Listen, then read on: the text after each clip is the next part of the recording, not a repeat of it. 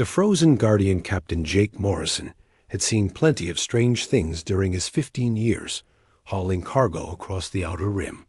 Derelict ships, space pirates, even the occasional cosmic storm that made grown men weep. But nothing had prepared him for what he found floating in the dead zone between Kepler 442 and the Vega system. The distress beacon was weak, almost lost in the background radiation. Most captains would have ignored it, chalked it up to space debris or a malfunctioning probe. But Jake had learned long ago that ignoring distress calls was a good way to end up on the wrong side of karma. His cargo of medical supplies could wait an extra day. The source of the signal was a crystalline pod, roughly the size of a small shuttle, spinning slowly through the void. Its surface gleamed like polished diamond, refracting the distant starlight into rainbow patterns that hurt to look at directly. Jake maneuvered his freighter, the Wandering Star, close enough to get a better scan. "What the hell is that thing?" muttered his engineer, Tommy Rodriguez, peering over Jake's shoulder at the scanner readouts. The energy signatures were unlike anything in their databases. Through the pod's transparent walls, they could see her. The alien woman was tall, perhaps 7 feet, with skin that shifted between deep purple and silver like oil on water. Her limbs were impossibly long and graceful, and where a human would have hair, she had what looked like flowing streams of liquid starlight. But what caught Jake's attention was her face. Despite the alien features, there was something unmistakably intelligent in her closed eyes, something that spoke of consciousness and pain. She wasn't moving, not even breathing if aliens like her needed to breathe. "Life signs are minimal," Tommy reported, running every scan they had. "Whatever she is, she's dying." Jake stared at the readings. The pod systems were failing, its power source nearly depleted. In maybe 6 hours, it would go dark completely. And judging by the way her bio readings were dropping, she wouldn't survive that long. "Boss, we can't take that thing aboard," Tommy said, voicing what they were both thinking. "We don't know what she is, what diseases she might carry. Hell, she could be some kind of weapon." Jake understood the concern. First contact protocols existed for good reasons. But as he watched the alien woman's vital signs continue to fade, he thought about his daughter back on Earth, about how he'd want someone to help her if she were lost and dying in the dark. "Prep the cargo bay," he said finally. "We're bringing her aboard." "Jake, this could be the stupidest thing you've ever done." "Probably," Jake agreed, already moving toward the airlocks. "But I've done stupider things for worse reasons." The touch of understanding, the crystalline pod barely fit in the Wandering Star's cargo bay. Jake and Tommy spent 2 hours rigging a power coupling to keep the alien woman's life support systems running while they figured out their next move. Her condition was deteriorating rapidly, and nothing in their medical database offered any clues about her physiology. "Temperature's dropping," Tommy called out, monitoring the pod's internal environment. "Whatever's wrong with her, it's getting worse." Jake circled the pod, studying the alien woman through the transparent barrier. Up close, her features were even more striking. Her face was angular, but not harsh, with high cheekbones and a mouth that suggested she was capable of both cruelty and kindness. Most alien, though, were her hands. Instead of 5 fingers, she had 3 long, delicate appendages that ended in what looked like small crystals. "There," Jake said suddenly, pointing to a section of the pod's surface where symbols were flickering weakly. "Those markings weren't there before." Tommy joined him, squinting at the alien script. As they watched, the symbols changed, shifting and reforming into new patterns. "It's trying to communicate," he realized. Jake pressed his palm against the pod surface where the symbols appeared. The moment his skin made contact, the crystalline barrier grew warm, and the symbols blazed brighter. More appeared, cascading across the surface in waves of light and meaning. Pain, isolation, fear. The emotions hit Jake like a physical blow, transmitted somehow through the crystal itself. But underneath the distress, he sensed something else. Gratitude, hope. The alien woman was aware of their presence, aware that someone was trying to help. She's empathic, Jake breathed, understanding flooding through him. She communicates through touch, through shared emotion. The woman's eyes opened then, revealing irises that swirled with the same silver and purple as her skin. When she saw Jake's face pressed against the barrier, those alien eyes widened with something that might have been relief. More symbols appeared, and with them came a flood of images and sensations. Jake saw her ship, elegant and organic-looking, crashing into an asteroid field. He felt her panic as her systems failed, her desperation as she sealed herself into the emergency pod. But most clearly, he sensed her growing paralysis as some kind of neural poison spread through her system. "She's been poisoned," Jake said, pulling his hand back from the pod. "Something in the asteroid field, some kind of spore or radiation. It's shutting down her nervous system." Tommy shook his head. "Even if we knew what it was, we don't have any alien medicine. Hell, we don't even know how to open that pod without killing her."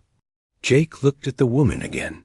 Her eyes followed his movements, and he could see the intelligence burning behind them, trapped in a body that could no longer obey her will. She was fully conscious, aware of everything happening around her, but unable to move or speak. That the cruelty of it made his chest tight with anger. "Maybe we don't need alien medicine," he said slowly. "Maybe we just need to understand how her body works." The risk of connection opening the crystalline pod was like performing surgery with a mining laser. Jake and Tommy worked for hours, carefully cutting through the alien technology while monitoring the woman's vital signs. Every spark made Jake's heart skip, certain they were about to kill the being they were trying to save. When the seal finally broke with a soft hiss, the smell that escaped was like ozone after a lightning strike, sharp and clean and somehow alive. The alien woman's eyes tracked their movements as they carefully lifted her from the pod, her body limp as a broken doll. "She weighs almost nothing," Tommy grunted, helping Jake transfer her to a makeshift bed in the medical bay. Her skin felt strange under their hands, not quite solid, as if she were made of living liquid held in a delicate membrane. Jake had rigged a basic life support system, more hope than science. Oxygen levels, temperature control, basic monitoring equipment. None of it was designed for alien physiology, but it was all they had. The woman's eyes found his as they settled her onto the bed. When he touched her forehead, the emotional connection flared to life again, stronger now without the pod's barrier between them. Her gratitude was overwhelming, tinged with fear and a desperate need to communicate something important. Images flooded Jake's mind. He saw her people, tall and graceful beings living in cities that looked like they were grown rather than built. He felt their deep connection to each other, the way they shared thoughts and emotions as easily as humans shared words. But he also sensed their vulnerability. Without the ability to move, to touch, they couldn't communicate. They couldn't survive. She needs contact, Jake realized. Physical contact with another conscious being. It's how her species maintains their neural pathways. Tommy looked skeptical. "You're talking about some kind of psychic healing?" "I'm talking about not letting her die alone." Jake pulled a chair up beside the bed and took the alien woman's hand in his. Her 3 fingers were cool and smooth, the crystals at their tips pulsing with faint light. The moment their skin touched, the connection deepened. Jake felt her relief like a wave of warm water washing over him. But more than that, he began to understand her biology on an instinctive level. Her nervous system operated on bioelectric fields that required constant reinforcement from other living minds. The poison hadn't just paralyzed her body. It had severed her connection to the psychic network that kept her people alive. "She's not just sick," Jake whispered, his eyes still locked on hers. "She's dying of loneliness." Hours passed. Jake maintained the connection, sharing his thoughts and emotions while she shared hers. He told her about Earth, about his daughter, about the simple human need to help others in distress. She showed him wonders beyond imagination, stars being born, civilizations rising and falling, the vast web of consciousness that connected all living things. Slowly, incredibly, her fingers began to move. The choice of humanity, the recovery, was unlike anything in human medical experience. As Jake maintained physical contact with the alien woman, her paralysis began to recede like ice melting in spring sunlight. First her fingers regained movement, then her hands, then her arms. Each milestone brought waves of joy through their shared connection that left Jake breathless. "This is impossible," Tommy muttered, watching the readings on their improvised medical equipment. Her neural activity is increasing exponentially. "It's like her brain is coming back online." Jake barely heard him. Through their touch, he was experiencing the universe through alien senses. He felt the electromagnetic songs of distant pulsars, tasted the chemical composition of stellar winds, saw the delicate threads of gravity that connected every mass in the galaxy. It was beautiful beyond description and terrifying in its vastness. But underneath the wonder, he sensed something else. The woman was hiding something, some knowledge that filled her with guilt and fear. "What is it?" he asked aloud, knowing she would understand his intent, if not his words. The answer came as a flood of images and emotions that nearly knocked him unconscious. He saw her ship's true purpose, saw the cargo hold filled with weapons, unlike anything humanity had ever imagined. Devices that could crack planets like eggs, viruses that could rewrite the genetic code of entire species, bombs that fed on the strong nuclear force itself. She was a weapons dealer, fleeing from authorities who had finally caught up with her. Crimes. The asteroid field hadn't been an accident. She'd been trying to hide her cargo when the pursuit ships found her. Jake's grip on her hand tightened as the full weight of her confession hit him. She had killed millions, maybe billions, selling death to the highest bidder across dozens of star systems. The being he'd risked everything to save was one of the most wanted criminals in the galaxy, and she was still dying. The poison in her system was fighting back against their psychic connection, adapting and evolving. Jake could feel it like acid in his veins, burning through the neural pathways they'd rebuilt together. She had maybe hours left, and the only way to save her would be to maintain their connection until her body could completely flush the toxin. Hours during which he would experience every atrocity she'd committed, feel the weight of every life she'd destroyed. I could let go, he thought, and felt her understanding ripple through their link. I could walk away right now and let justice take its course. Her response was immediate and heartbreaking. She didn't ask him to stay. Instead, she showed him images of her childhood, of the person she'd been before greed and desperation had turned her into a monster. She showed him her regrets, her desperate wish that she could undo the harm she'd caused.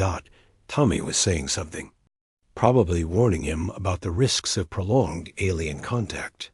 But Jake couldn't hear him over the thunder of two hearts beating in rhythm, one human and one alien, connected by nothing more than the simple choice to help someone in need. He held on. The bridge between worlds, the final hours of healing, nearly killed them both.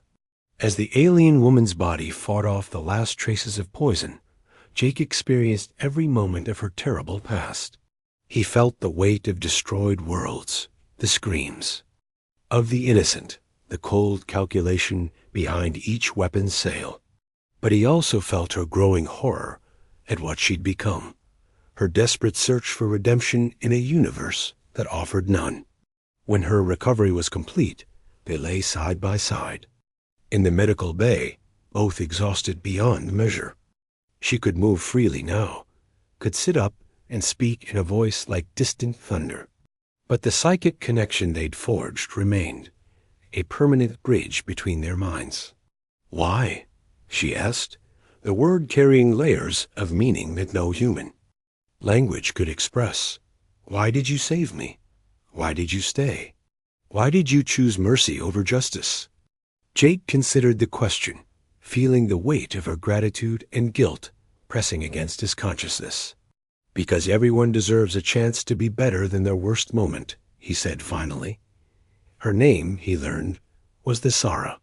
She had been fleeing not from justice, but from her former customers, crime lords and warlords, who wanted her knowledge of advanced weapons technology. The authorities hunting her were actually trying to bring her in for protection, hoping to use her testimony to shut down the illegal arms trade that was tearing the galaxy apart. "I can help you," Jake offered. "My ship has clean registration, no criminal flags. I can get you to Federation space safely." The Sara's silver-purple skin shifted through darker shades as she considered his offer. Through their link, Jake felt, her struggle between hope and despair. She wanted to believe in redemption, but the weight of her crimes seemed too great to bear. "The weapons," she said finally. "I have technical specifications for every illegal device I ever sold. The buyers, the manufacturers, the supply chains, everything." Jake understood immediately. She wasn't just offering information.